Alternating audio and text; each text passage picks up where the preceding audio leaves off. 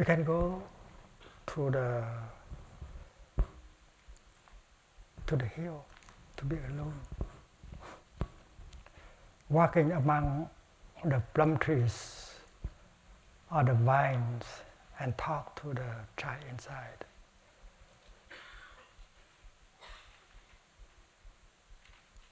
My dear brother, young brother, my dear young sister, I know you suffer. You are my inner child. I am your grown-up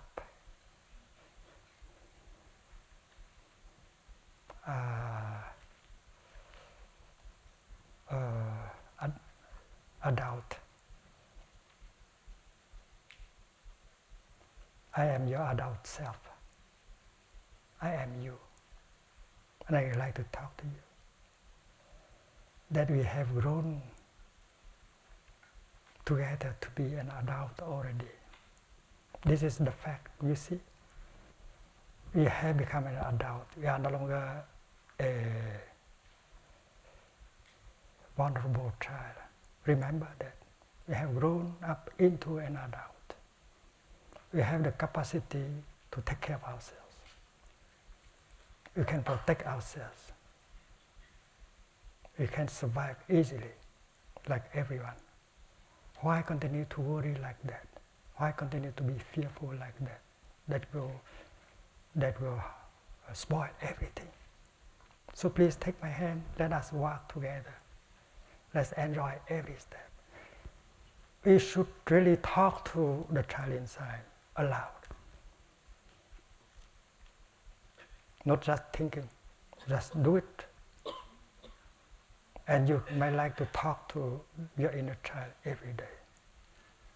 And the healing will take place. And your child will join you in your new life.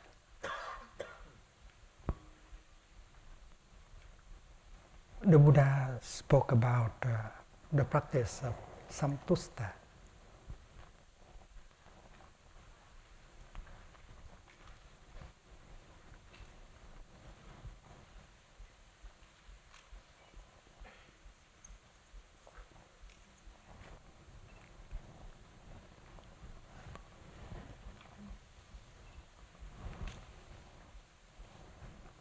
Samtusta means you are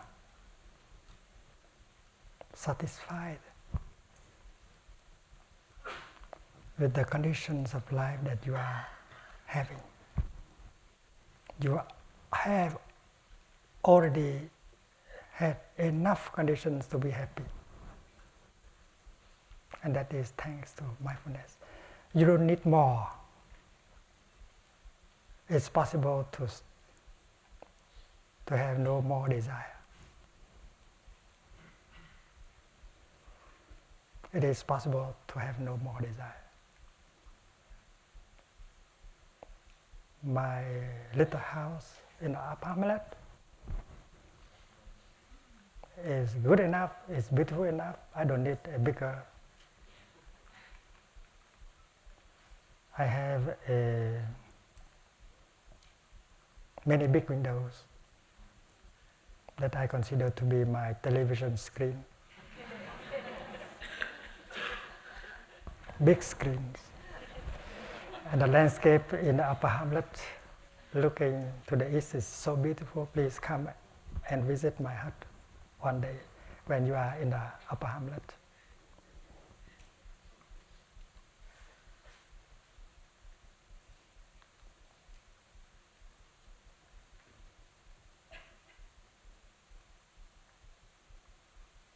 It is possible to have no more desire.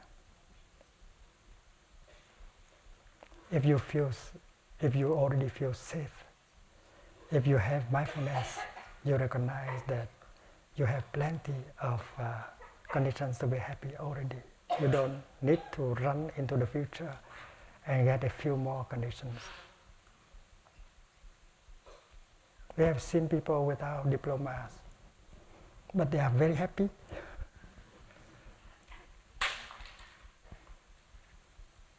We have seen many people without a big house, a big car, and they are perfectly happy.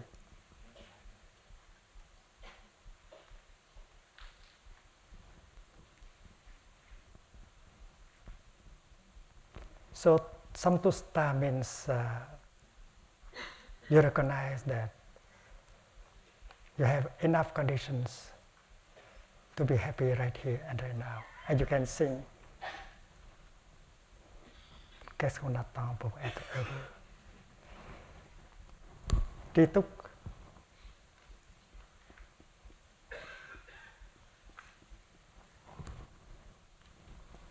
Enough. I know this is enough. I don't want to run anymore. I don't want to get anymore, anything more. This is enough for me. That is the teaching of Buddha. Once you adapt that style of living, Trituk, Samtusta, you become a happy person right away.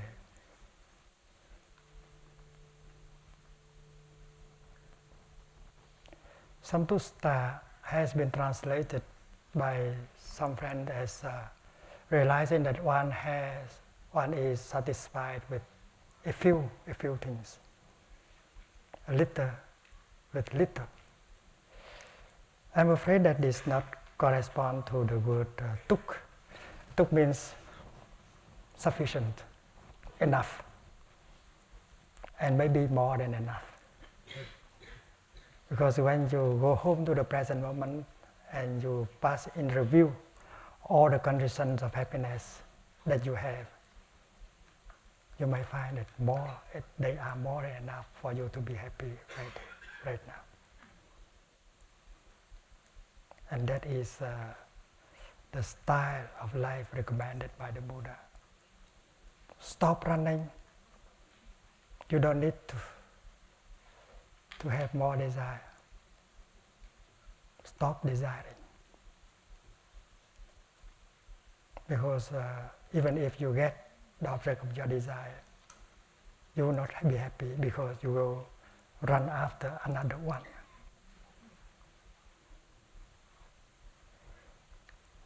And how to adopt this wisdom in our modern life?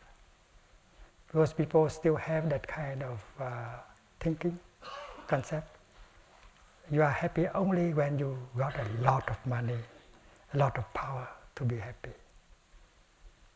And many people believe like that. And looking around, we see many people who have plenty of money, who have plenty of power, but they suffer very deeply of stress, of loneliness, and many of them commit suicide.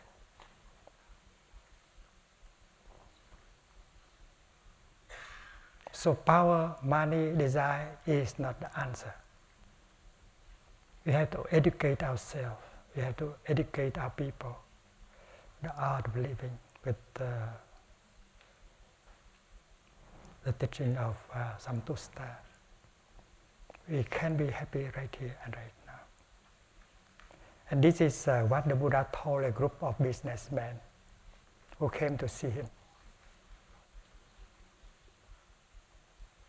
In the Plum chanting book, there is a sutra with the title, the sutra given to the white-clad disciple. Because the monastic are the brown-clad people, or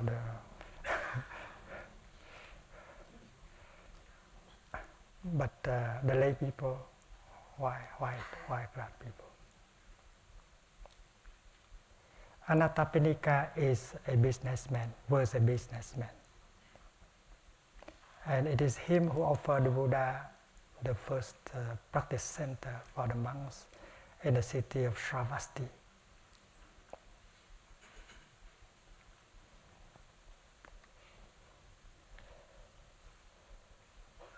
And he was a good practitioner. He came to every Dhamma talk. He tried to persuade his children to come to the Dhamma talk. And his family was a happy one because they know how to profit from the Dharma. There was one time when there was a recession, and he also suffered of bankruptcy, but he did not suffer, because he had been so generous. He had been helping many lonely, destitute people in the country, that they gave him the Nobel title Anathapindika. Anathapindika is the one who offers help to lonely, destitute people. His real name is Sudatta. So the beautiful name Anathapindika was given him by his own people. So in that time of bankruptcy, he did not suffer, and he had so many friends coming to help him to rebuild his business. And one day, he brought to the Buddha many hundreds of businessmen. They came and visited the Venerable Shariputra.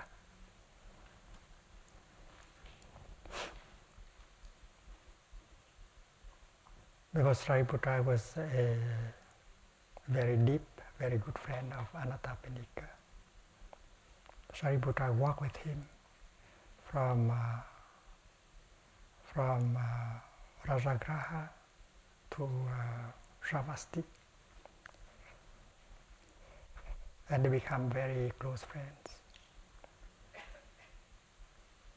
After that, Shariputra brought all of them to the Buddha. And the Buddha gave that discourse, the Dhamma talk, that is available in the chanting book, the sutra given to the white, black people. The Buddha knew that businessmen, they are very busy. They are concerned about their success. They may not have time to live their life with their family. So in that sutra, the Buddha taught the businessmen the teaching, the art of living, called Dhamma Ditti Sukha Vihara. It is possible to be happy, to live happily in the present moment.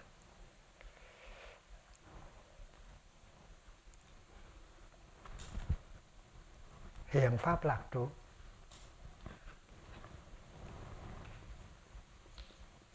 It is possible to live happily in the present moment. The Sanskrit is Drista, Dharma, Sukha, Vihara.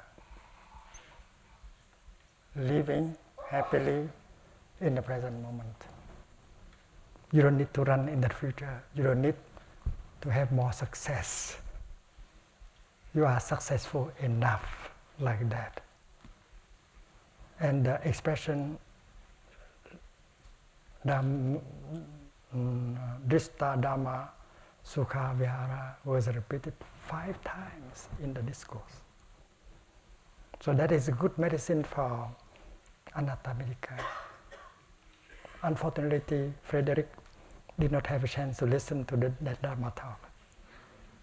And if you have a friend who is in business circle, offer her that discourse, so that he or she will not step into the footsteps of Frederick. Bring insight, bring knowledge to him, to her, so that they have a chance to stop and live their life. And I think this is the teaching that our time need, our society need, because everybody is running like a madman. Nobody is able to live relaxedly and enjoy the present moment. Everyone is so stressful. And because everyone is practicing wrong decisions. They are very diligent, yes, very industrial.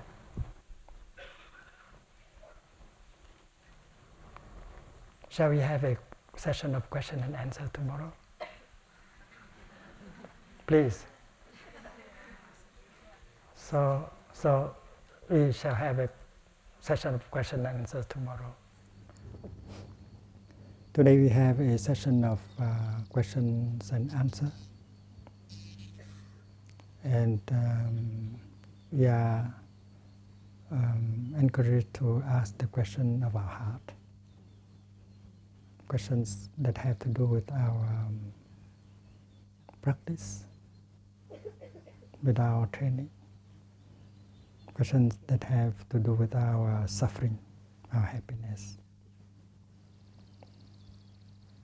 Let us avoid intellectual exercise.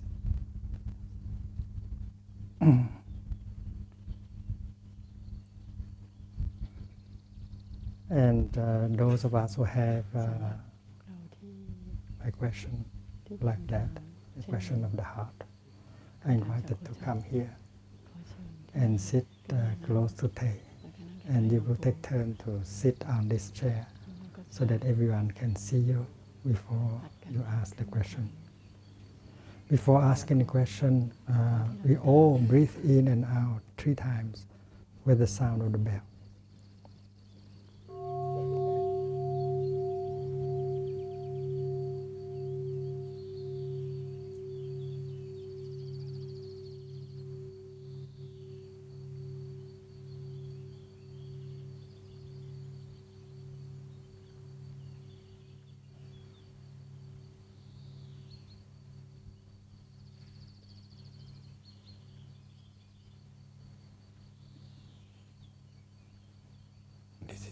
This is an ideal Dharma hall.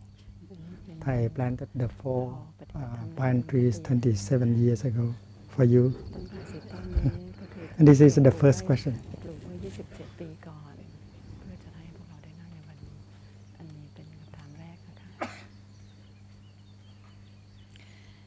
Dear Thai, is it on? Dear Thai, can you hear me? Dear community, my question is about the practice of right diligence. I'm aware that I have the habit of repression, and that I have a preference for flowers over compost in many situations. And this creates some confusion in me with the practice of right diligence, because I feel that my tendency to repress somehow mixes with my attempts to practice right diligence. And when suffering comes up in me, sometimes I'm able to invite another mental formation, but sometimes I'm just confused as to whether the best thing is to turn my attention to the suffering that is coming up and really be with it and try to accept it and not make it go away. Or whether the best thing to do would be to turn my attention to something that is more joyful.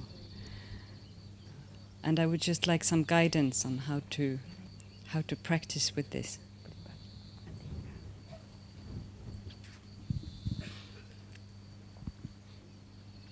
When you play the CD, you don't like it, you're going to change the CD, but the CD refused to go. So you have to accept it. But you do not allow the CD to dominate. You don't allow the painful feeling, the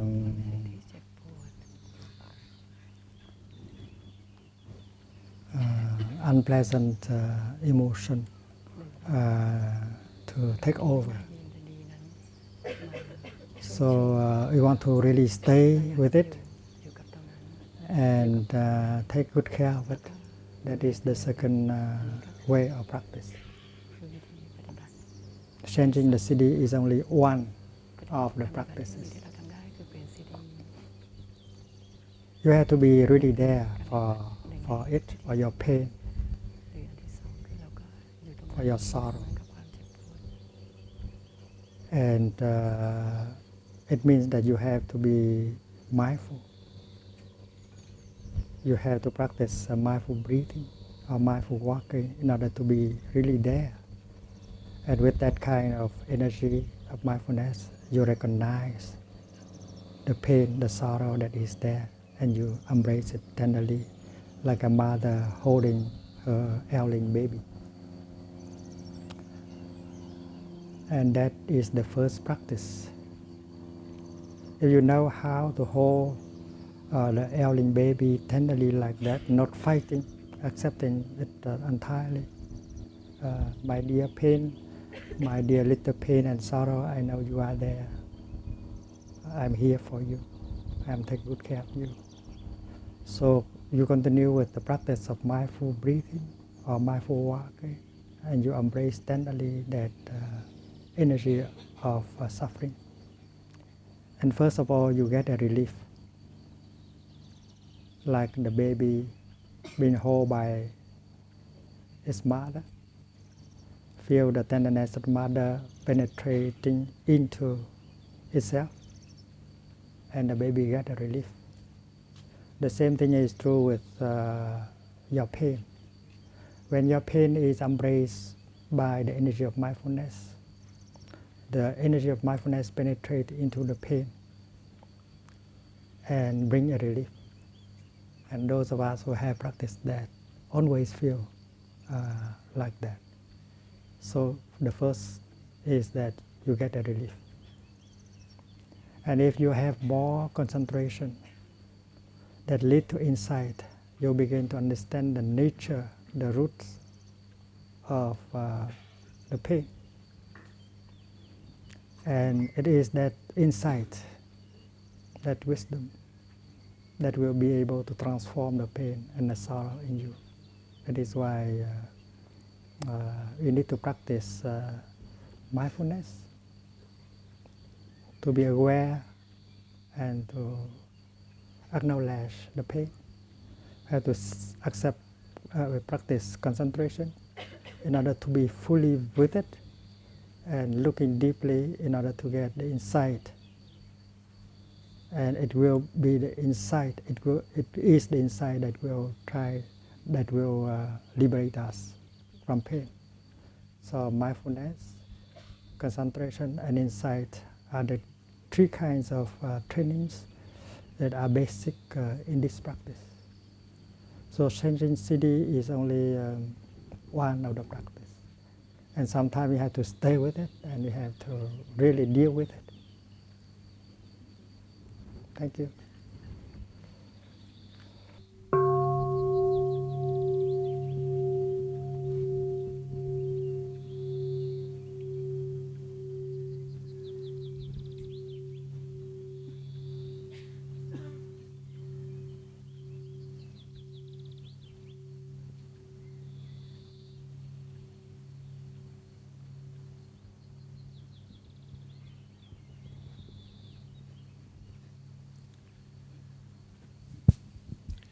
Dear Thai, dear Sangha, dear brothers and sisters, this is a question regarding the first mindfulness training.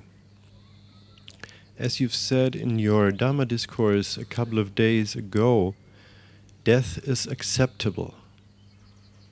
So I would like to know, regarding the first mindfulness training, under which circumstances and in which context death would be acceptable.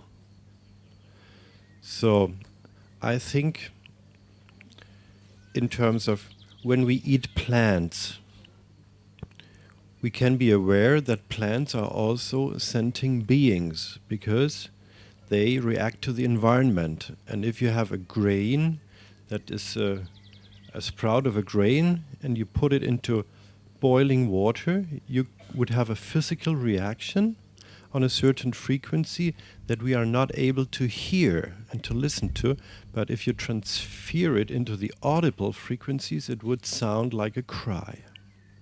So what allows us to eat plants and what does us not allow to eat meat, to eat the flesh of animals.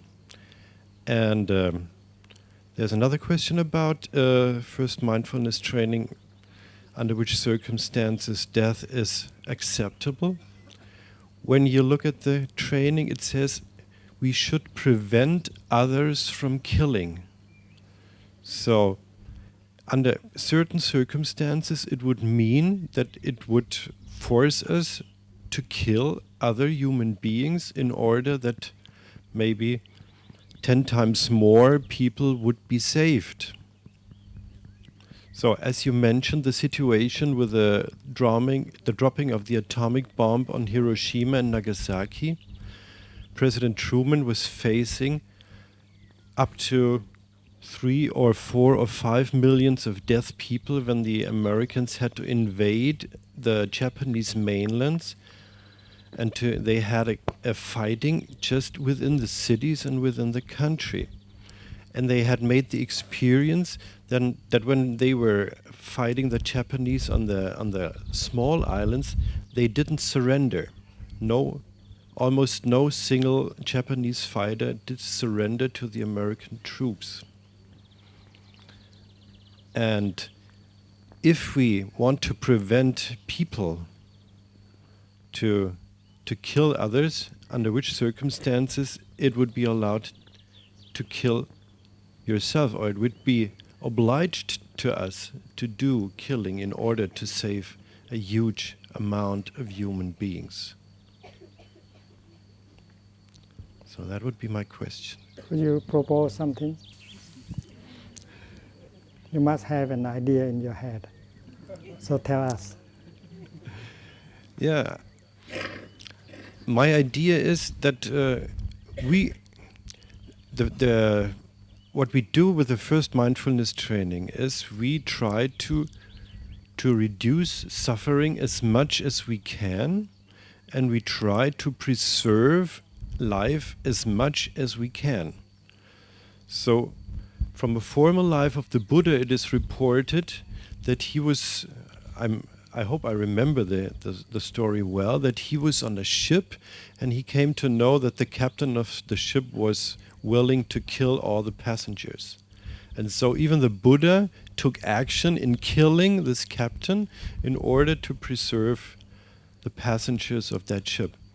I might not remember that right, but that's how the history was transferred to me. He has the answer.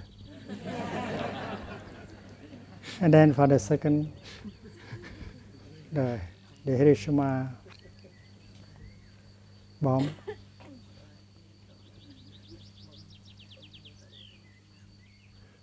But as you've just said, don't believe that you have the answer. When you're talking about the first, about the 5 mindfulness trainings, we never have an answer. And I don't know if I have the answer. I think it would be different in a place like this to talk about it, or in the position of President Obama. And what about the situation in Afghanistan and Pakistan? And for that, I don't have any answer.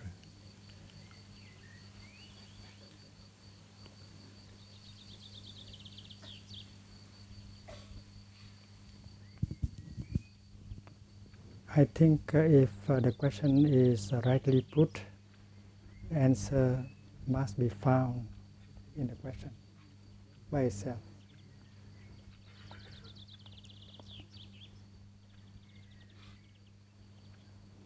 Applied ethics is a kind of ethics that can be used in special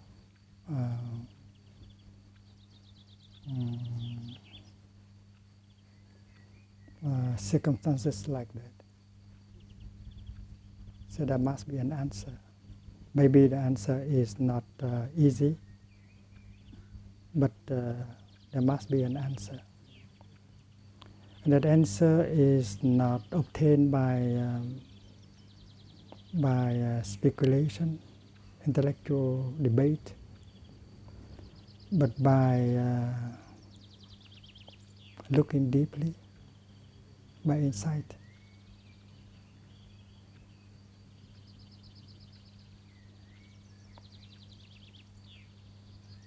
Our answer may be shaped by our way of thinking, our desire, and it might not be an answer that expresses the wisdom, the insight.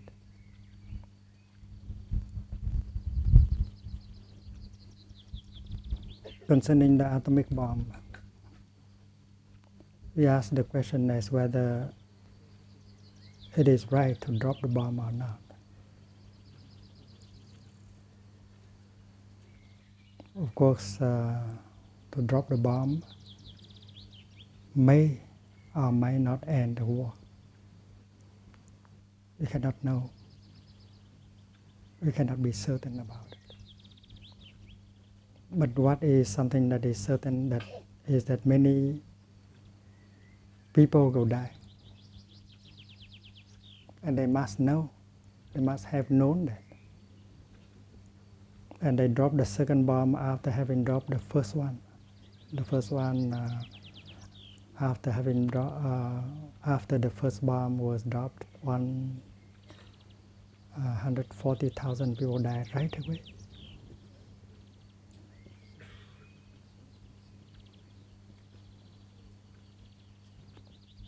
But the question is more complicated. Maybe those who have fabricated the bomb are eager to see the effect of the bomb.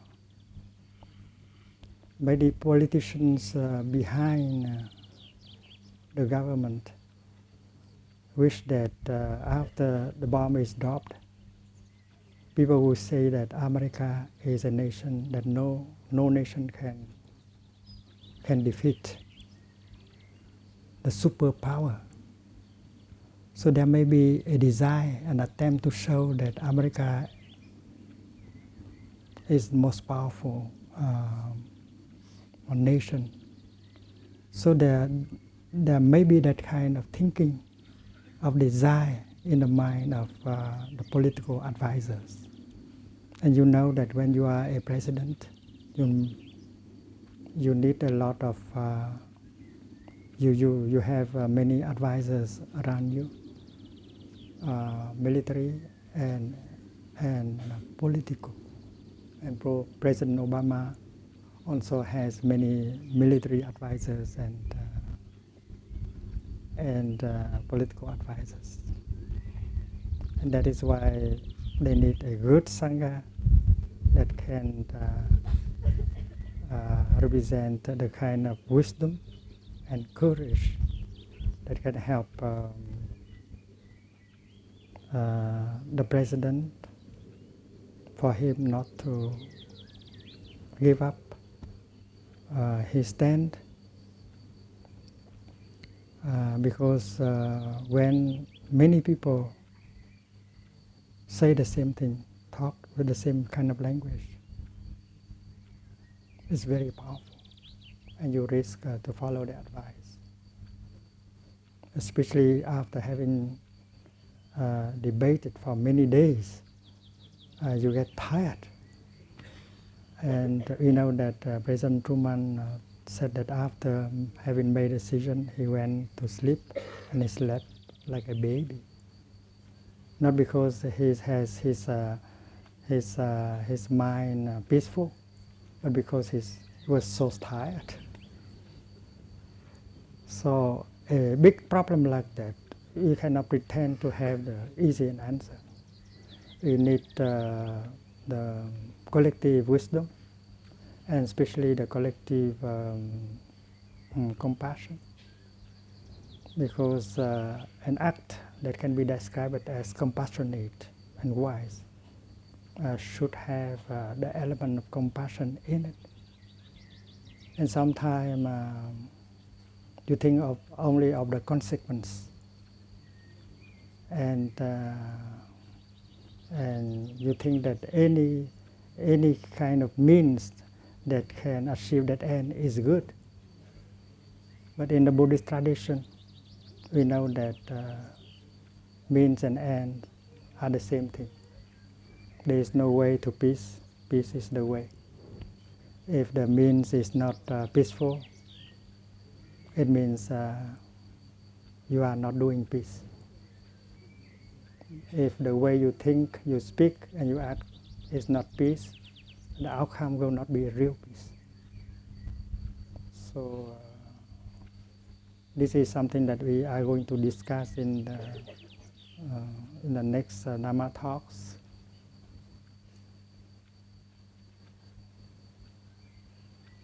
And it needs a lot of practice of looking deeply with calm in order to get insight, especially collective insight. You are right when you say that it's not possible to avoid killing.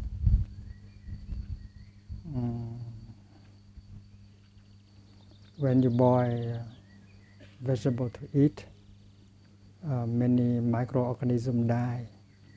So your vegetarian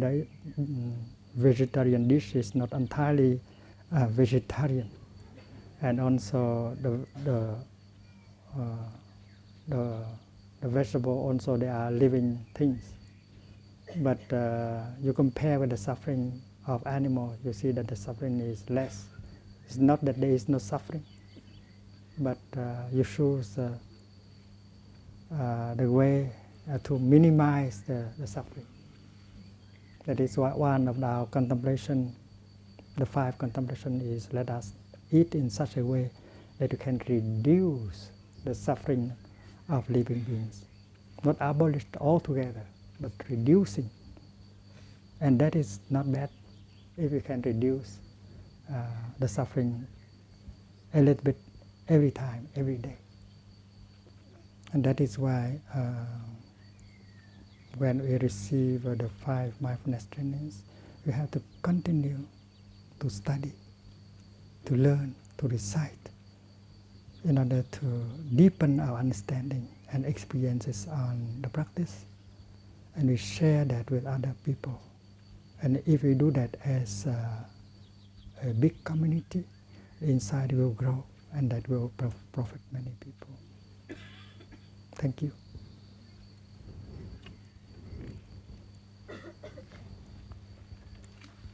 Sister Gina.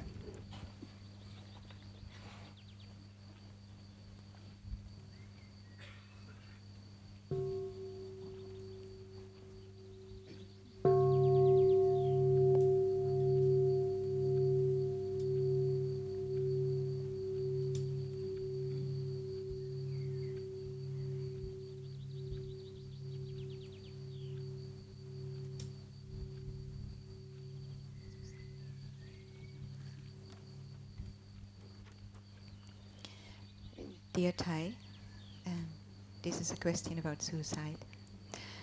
My question is about suicide as a habit energy. I have had many suicides in my family, as well as drug abuse and sexual violence. Sometimes I get overwhelmed with the idea that I do not want to live anymore. Sometimes I feel like I really want to live, but most of the time I'm not attached to my life and the way I manifest right now at all. I'm not sure if this is my habit energy of thinking or if it's quote-unquote normal thinking. I'm mainly worried about being swept away by the idea of not wanting to live, because it would be such a tragedy for those around me.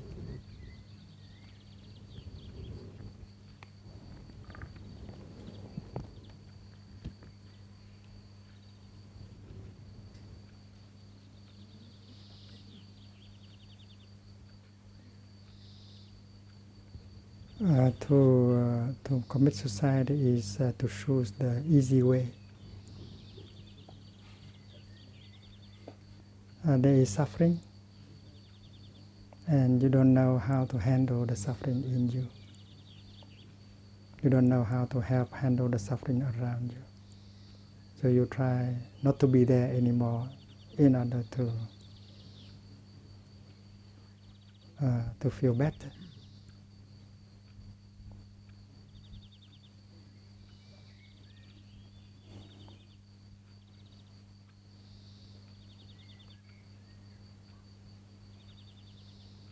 To commit suicide is an act of despair, not wise, because you think that you will be able to stop being after you die. But that's not true. You continue always in many ways. And if you commit suicide, you continue not beautifully. You continue always after suicide. And that is why we should try to tell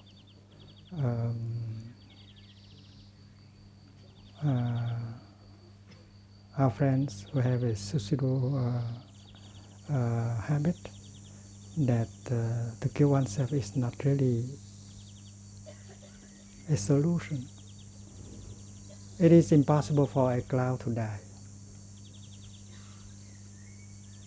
A cloud cannot die. A cloud can become rain or snow or hell. But a cloud cannot die. A human being is also like that.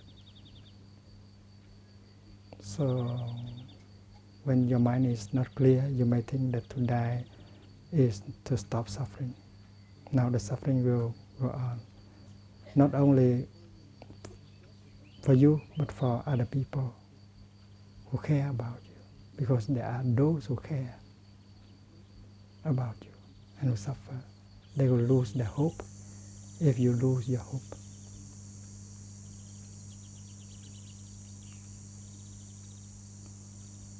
If we carry within ourselves that kind of habit energy of the family, there's one reason more for us to practice. Because if we can transform that habit energy in us, we can end a cycle of samsara for the whole lineage. And our children will not have that kind of tendency anymore. And there must be ways in order to end that kind of habit energy. And there are ways of practice that can help recognize that energy and end that energy.